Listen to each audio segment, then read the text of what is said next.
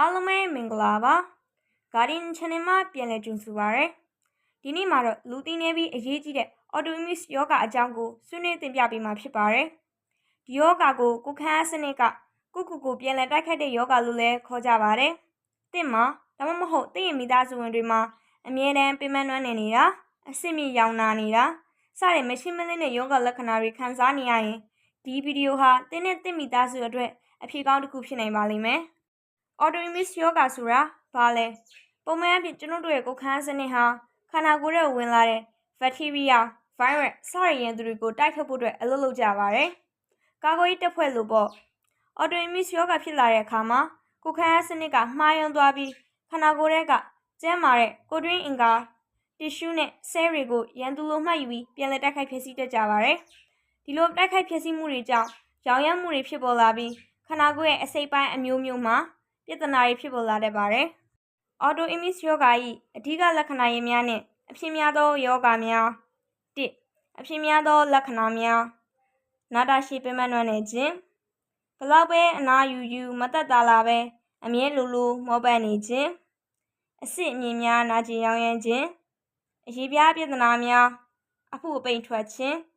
အနီးကွက်များဖြစ်ပေါ်ခြင်းစပင်ကျွတ်ခြင်းအဖျားနှင်းငယ်မကြာခဏရှိခြင်းကြွက်သားများနာကျင်လာခြင်း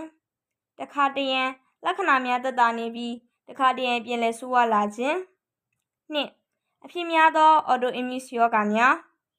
အရေပြားလေးဘက်နာအဆစ်အရေပြားကြောက်ကက်နှလုံးအပါအဝင်ခန္ဓာကိုယ်စိတ်ပိုင်းတော်တော်များများကိုထိခိုက်နိုင်စေပါတယ်သွေးလေးဘက်နာအဆစ်မြင့်ငယ်များကိုနာကျင်ရောင်ရမ်းစေပြီးပုံသဏ္ဍာန်ပြောင်းလဲစေပါတယ်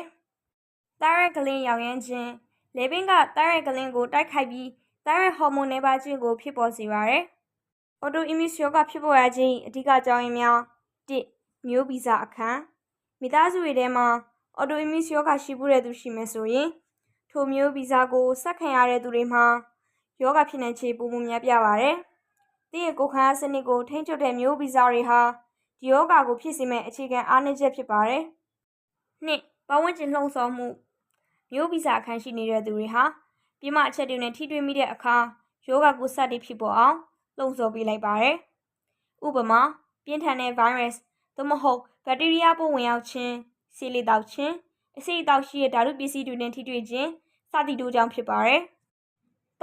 ဟော်မုန်းနဲ့အခြားချက်များအမျိုးသမီးများမှာအမျိုးသားတွေထက်ပိုပြီးဖြစ်တာဟာဟော်မုန်းဆိုင်ရာကွာခြားမှုတွေကြောင့်ဖြစ်ပါတယ်။ပြင်းထန်ပြီးနာတာရှည်စိတ်ဖိစီးမှုများခြင်းနဲ့အဝလိုခြင်းတို့ကလည်းခန္ဓာကိုယ်ရဲ့ရောင်ရမ်းမှုကိုမြင့်တက်စေပြီးယောဂဖြစ်ပွားမှုကိုအားပေးနိုင်ပါတယ်။ autoimmune ယောဂကိုဘယ်လိုကုသမလဲ 1. ဆေးဝါးဖြင့်ကုသခြင်းရောင်ရမ်းမှုလျှော့ချဆေးများနာကျင်မှုနဲ့ရောင်ရမ်းမှုကိုလျှော့ချပေးခြင်းစတီရိုက်ဆေးများကိုယ်ခံအားစနစ်ကိုအလျင်အမြန်ဖိနှိပ်ပေးခြင်းပြင်းထန်သောရောင်ရမ်းမှုကိုထိန်းချုပ်ပေးခြင်းကိုယ်ခံအားထိန်းချုပ်ဆေးများကိုယ်ခံအားစနစ်ရဲ့လှုပ်ရှားမှုကိုနှေးကွေးစေပြီးကိုယ်ပိုင်ဆဲတွေကိုတိုက်ခိုက်ခြင်းကိုရပ်တန့်စေခြင်းဇီဝဆေးများရောင်ရမ်းမှုကိုဖြစ်ပေါ်စေသည့်ကိုယ်ခံအားစနစ်မှတိကျသောပရိုတင်းသို့မဟုတ်ဆဲများကိုသာပြစ်မှတ်ထားတိုက်ခိုက်စေခြင်းတခြားဆေးဝါးများယောဂကြောင့်ထိခိုက်တဲ့ကိုယ်တွင်းအင်္ဂါဥပမာနှလုံးကြောက်ကက်စသည်တို့၏လုပ်ငန်းဆောင်တာများကိုအထောက်အကူပြုဖို့ဆေးဝါးများနှင့်လူနေမှုပုံစံပြောင်းလဲခြင်းဆေးဝါးကုသမှုအပြင်နေ့စဉ်လူနေမှုပုံစံကိုပြုပြင်ပြောင်းလဲခြင်းက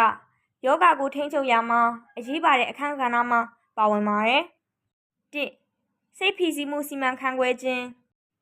စိတ်ဖိစီးမှုကိုလျှော့ချပါစိတ်ဖိစီးမှုဟာ autoimmune ယောဂကိုပြင်းထန်စေတဲ့အဓိကအကြောင်းရင်းဖြစ်တာကြောင့်ယောဂတရားထိုင်ခြင်းအသက်ရှူလေ့ကျင့်ခန်းများဖြင့်စိတ်ဖိစီးမှုကိုထိန်းချုပ်ပါလုံလောက်စွာအနားယူပါ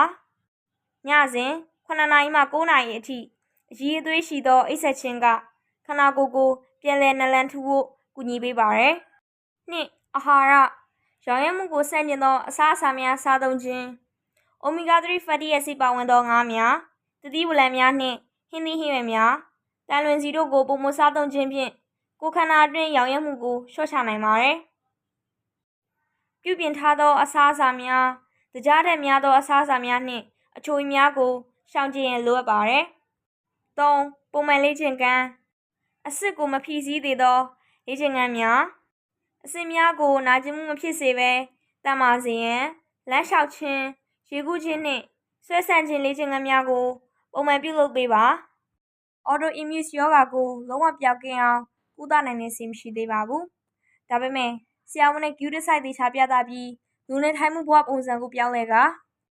အာဟာရမျှတသောအစားအစာစားသုံးခြင်းလေ့ကျင့်ခန်းပုံမှန်လုပ်ခြင်းနှင့်စိတ်ဖိစီးမှုကိုထိန်းချုပ်ခြင်းဖြင့်ယောဂလက္ခဏာတွေကိုထိန်းချုပ်ပြီးရောင်ရမှုကိုလျှော့ချကာခန္ဓာကိုယ်အင်္ဂါစိတ်ပိုင်းတွေကိုပျက်စီးခြင်းမှကာကွယ်နိုင်ပါတယ်။သင်မှာဒီလိုယောဂလက္ခဏာတွေခံစားနေရရင်ကိုယ့်ဘာသာကိုယ်စီမတောက်ဖဲအထူးကုဆရာဝန်များသောအားဖြင့်အယိုးအဆင့်နဲ့ယောဂပိုးမွှားဆိုင်ရာဆရာဝန်နဲ့အမြန်ဆုံးသွားရောက်ပြသဖို့အကြံပေးလိုပါတယ်။ဗီဒီယိုလေးကိုဆုံးဖြတ်ကြည့်ရှုပေးတဲ့အတွက်ကျေးဇူးတင်ပါတယ်။ဒီဗီဒီယိုကနေ Autoimmune ရောဂါအကြောင်းဘူးသုတတွေရရှိသွားမယ်လို့လည်းမျှော်လင့်ပါတယ်။ဒီဗီဒီယိုကနေလူချင်းမလို့လိုအပ်တဲ့အဖြေတွေကိုရရှိသွားခဲ့ရဆိုရင်လည်း Like and Subscribe လေးပေးပြီးအားပေးခဲ့လို့ရပါတယ်။နောက်လာမယ့်ဗီဒီယိုကြည့်အောင်လည်း Notification လေးကိုနှိပ်ထားပေးဖို့အကြံပြုချင်ပါတယ်။နောက်ထပ်လူသိနည်းပြီးအရေးကြီးတဲ့ယောဂတွေအကြောင်းသိရှိလိုရဆိုရင် comment မှာရေးသွားပေးပါဦး။အားလုံးပဲကျန်းမာပျော်ရွှင်နိုင်ကြပါစေ။